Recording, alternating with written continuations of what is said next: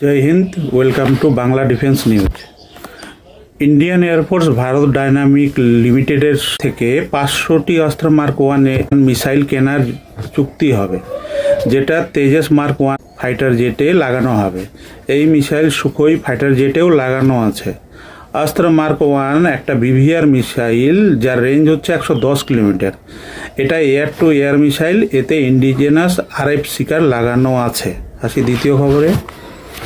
আপনারা জানেন যে সৌদি আরব এবং পাকিস্তানের মধ্যে ন্যাটো আর্টিকেল 5 ডিফেন্স প্যাক্ট হয়েছিল, যার মধ্যে উল্লেখ ছিল যে যদি পাকিস্তানের উপরে আক্রমণ হয় তাহলে সৌদি নিজের উপরে আক্রমণ ধরে নেবে এবং সৌদির উপরে আক্রমণ হলে পাকিস্তানের উপরে আক্রমণ ধরে নেওয়া হবে।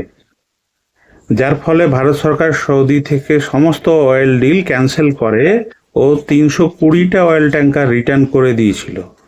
সৌদির টোটাল অয়েল ডিল ইউএইতে শিফট করেছিল।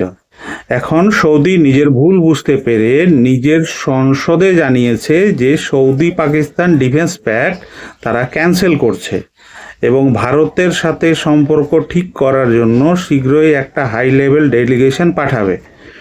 সৌদি এও জানিয়েছে যে ভারত পাক যুদ্ধ হলে সৌদি নিউট্রাল ভূমিকা পালন করার চেষ্টা করবে। আসি তৃতীয় খবরে। অ্যামকা প্রজেক্টে আদানি ডিফেন্স এবং L&T দুই প্রাইভেট কোম্পানি কাজ করবে। আরও কিছু প্রাইভেট কোম্পানি এই প্রজেক্টের সাথে অ্যাড হতে পারে।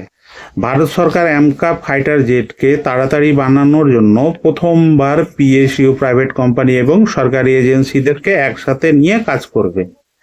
L&T এবং বেলের পার্টনারশিপ বানিয়ে কাজ করবে এই প্রজেক্টে।